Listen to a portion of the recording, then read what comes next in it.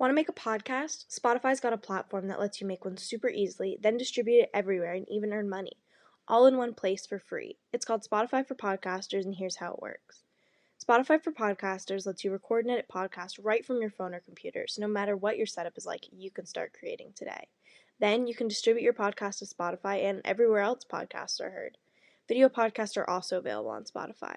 With Spotify for Podcasters, you can even earn money in a variety of ways, including ads and podcast subscriptions. And best of all, it's totally free with no catch.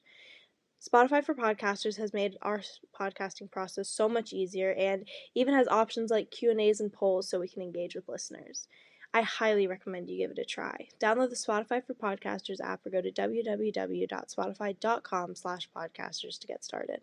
The following contains descriptions of physical violence, sexual violence, and graphic descriptions of autopsies.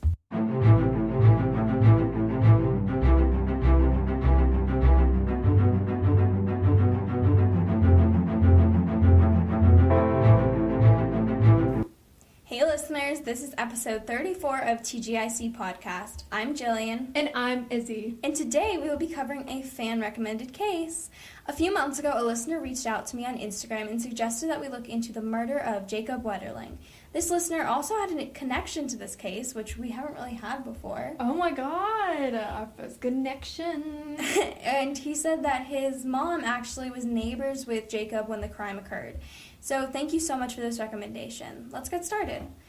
Jacob Irwin Wetterling was born on February 17th of 1978 in Long Prairie, Minnesota. That's a very creative name for a town. What? That's so boring. Long Prairie? Long Prairie. Is there a short prairie? Welcome to Long Prairie, Minnesota. I feel like there should be a short prairie. East Prairie. Long Prairie, short prairie, wide prairie. There's a Long Prairie. That was not creative. He was 11 at the time of his abduction and murder in 1989. He lived in St. Joseph, Minnesota, and he lived with his parents, Patty and Jerry, brother Trevor, two sisters, Carmen and Amy. Patty and Jerry sound so fake. Like, you know what his whole family kind of has fake names. Like, not like fake Trevor. names, but like very simple names. Yeah. I like the name Carmen. I've always really liked that name, actually. I actually really like that name, too. Because, Carmen wasn't that a girl in Spy Kids? Yeah! Oh my god, I loved her. She was the best. No, I really like unisex names on girls. Mm-hmm. Which kind of defeats the purpose of them being unisex names, but, I love them. Like, Taylor. Charlie. Yeah, oh my god, I love Charlie on a girl. I think that is such a great name. Don't you like that one, too? I do like Jordan on a girl. I was actually supposed to be Jordan. That's a whole nother long story, but I was supposed to be named Jordan. And so, Jacob really enjoyed spending time with his siblings and his friends and biking around his neighborhood.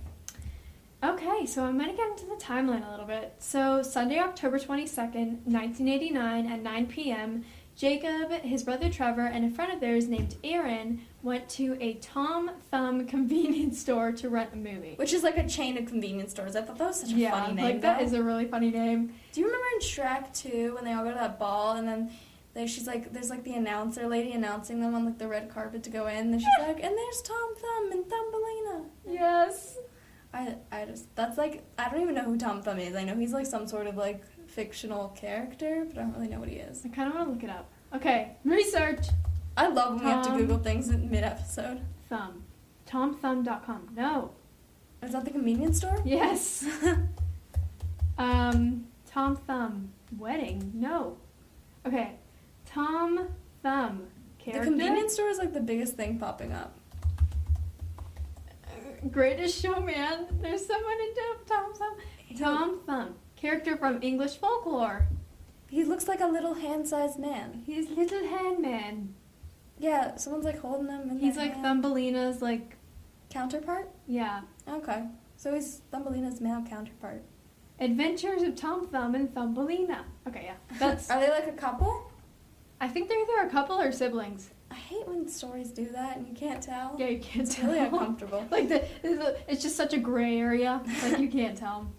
So, they took their bikes there, and on their way home, a man wearing a stocking cap mask, think a classic bank robber mask, it looks like a sock. It's so weird that they call it a stocking cap mask, because I was picturing, And you know those, like, old-timey, like, they look like wizard hats, but, like, people sleep in them? Yes. That's what I was picturing, but, like, one that went over your face, so I did Google it, and I realized it was just, like, a bank robber mask. No, I always imagine when I hear stocking cap, like, you know those things old women wear on their, like they're kind of sheer and they're tied? Like, that's what I imagine. Like pantyhose? Yeah, like pantyhose. Oh, my God.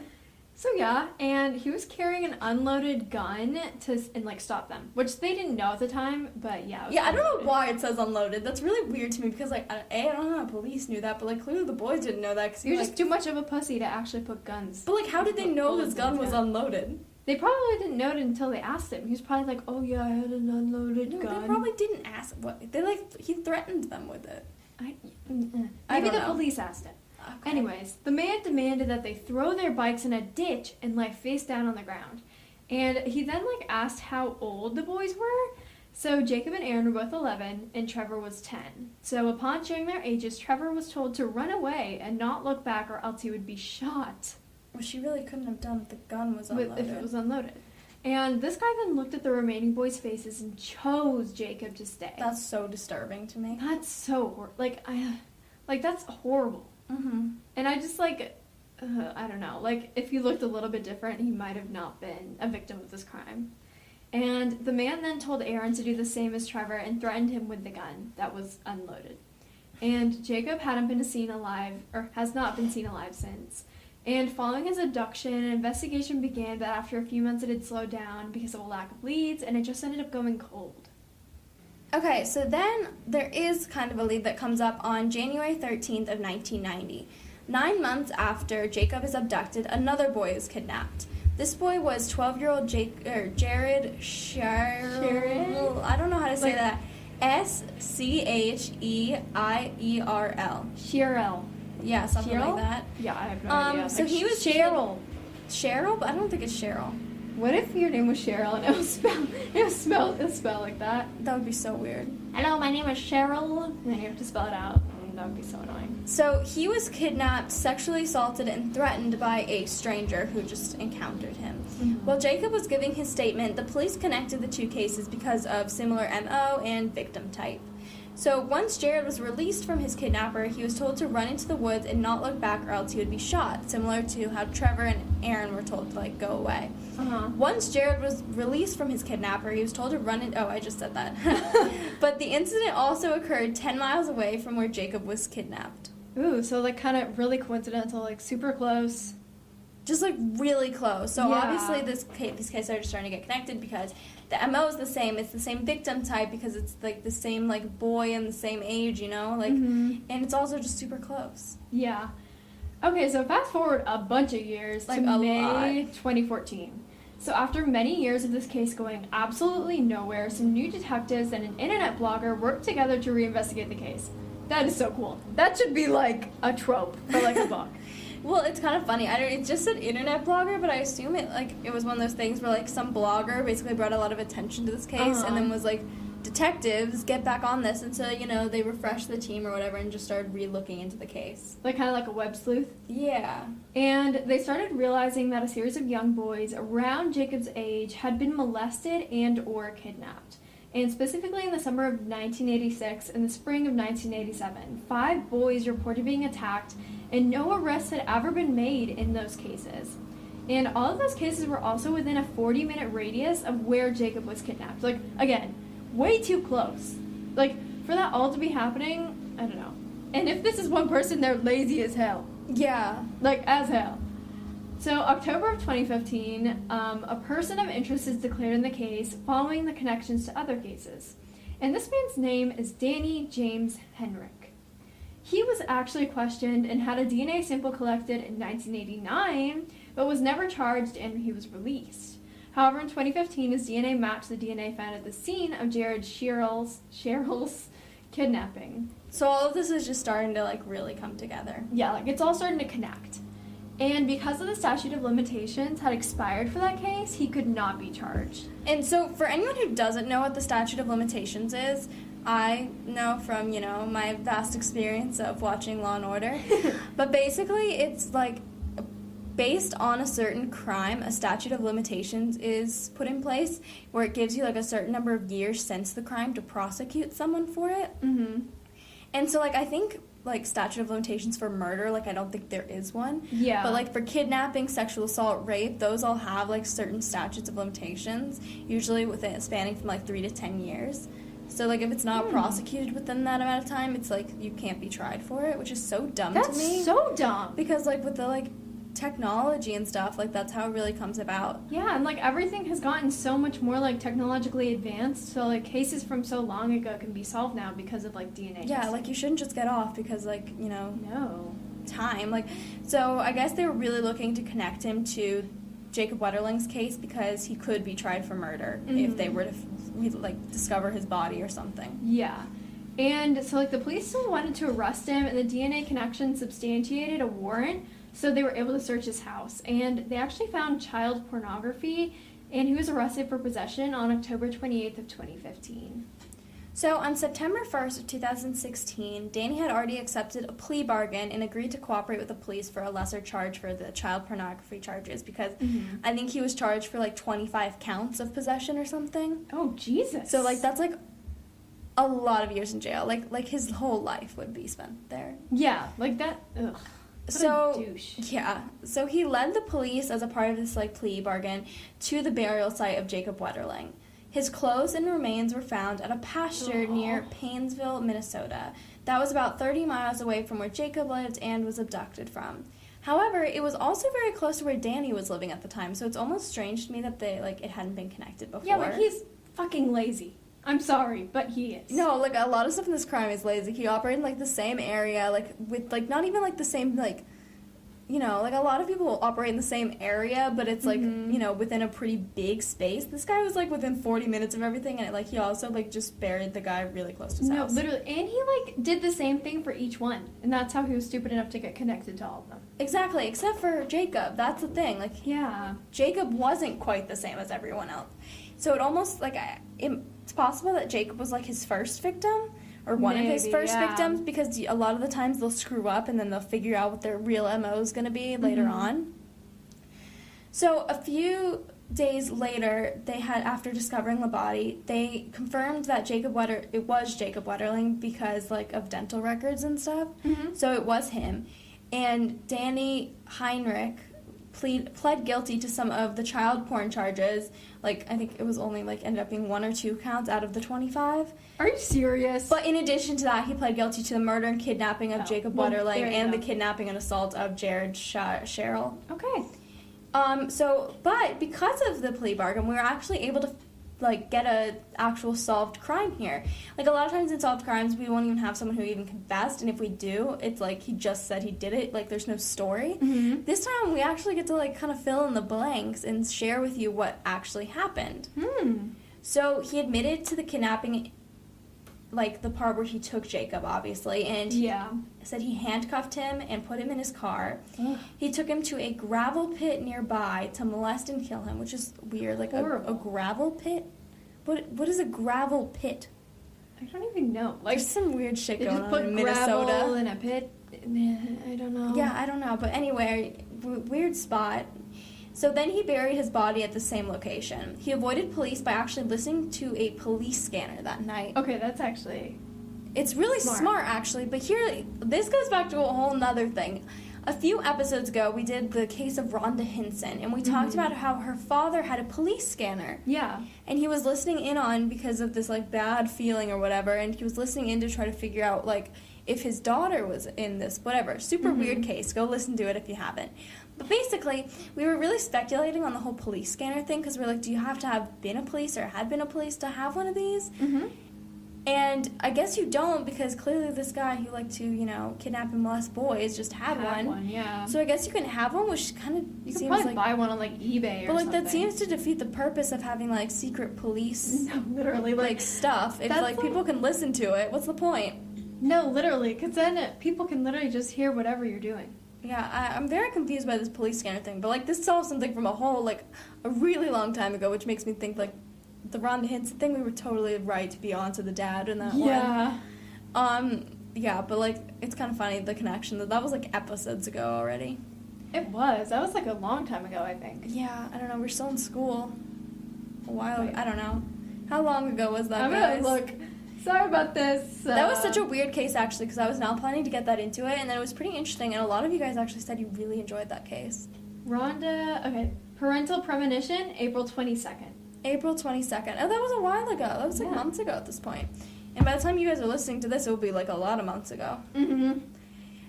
Anyway, so he listened on a police scanner for, like, information just to know where to avoid and stuff when they were looking for Jacob, which is super, like, it's very smart for someone who clearly did not know what he was doing his first, like, experience with, kidnapping. Yeah.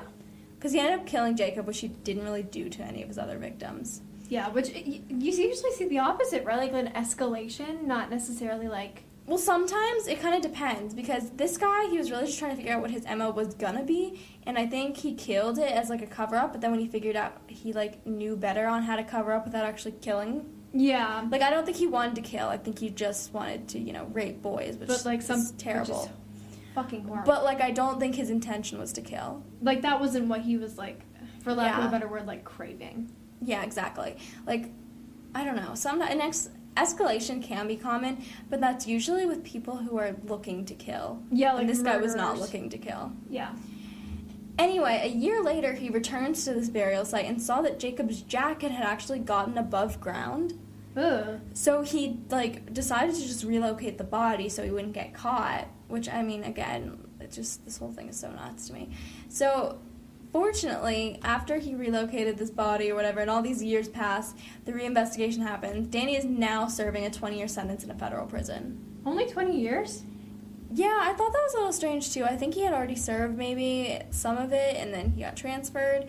I don't really know, but... he'll probably... At least he's got some time. He'll probably die within those 20 years. I mean, think about oh, yeah, this how is like old 1980 something. Yeah, if this happened in the late 80s, and, like, he was I don't really know how old he was, but if he was probably, like, 30-ish, he's got to be pretty old now. Like, in his 60s. Okay, yeah.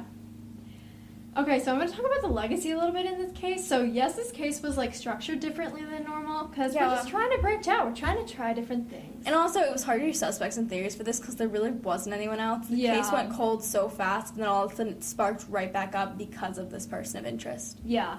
And so similarly to the Amber Hagerman case, which we also did an episode on, this case resulted in a law prompted by Jacob's parents. And his parents formed the Jacob Wetterling Foundation, which advocated for children's safety. And in 1994, the Jacob Wetterling Law was passed, which instituted a state sex offender registry, which is like a big thing now. Yeah, it is. It's a really big deal, because I think it started off with state and then went to national, but I'm not quite sure. But it's a lot easier if you're looking for someone you know is probably in the state. It's a lot easier to see stuff. Yeah. And just be more aware. And these are like public records now. So if you ever feel sus about someone, you could just like look them up. Yeah. So this was the murder of Jacob Wetterling. Make sure to follow us on Instagram and TikTok at tgic.podcast and check out our blog. But also, in the meantime, go check out our Patreon. This is our official last episode of the summer. We're not quite sure yet if we're going to flip over to an every other week schedule permanently, or if we're going to go back to our weekly. We're just not quite sure about how school is going to go this year. Yeah, especially since we're going to be like juniors and we're going to have a lot more work to do, so we'll let you know on that. Yeah. But in the meantime, check out our Patreon. We've had a lot of exciting episodes come out this summer, and we plan to have a lot more exciting ones coming out soon. And yeah, just if you want to reach out and recommend a case, just or you can just say hi. Yeah, honestly, we get a lot of messages sometimes where people say hi and like how they found our podcast, how much they love it, or whatever. You can even honestly reach out if you hate it too. Yeah. I'll bite you guys. I don't care. Just come at us. I like the attention. But yeah, if you want to recommend a case, just like reach out on any of our platforms. We'll get a response back to you as soon as possible. And we also have a form that you guys can check out to recommend cases through there.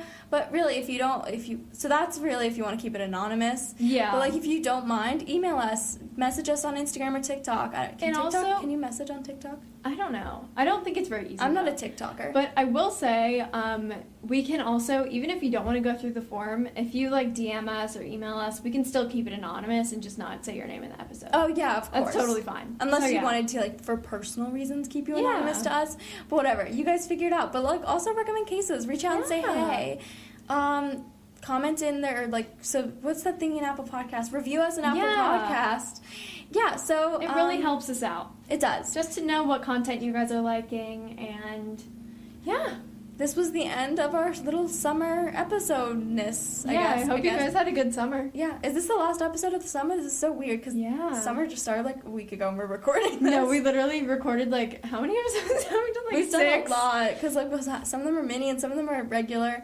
Yeah. I don't know. So this is, I guess, the last official episode of the summer, so we will talk to you guys soon, and, bye!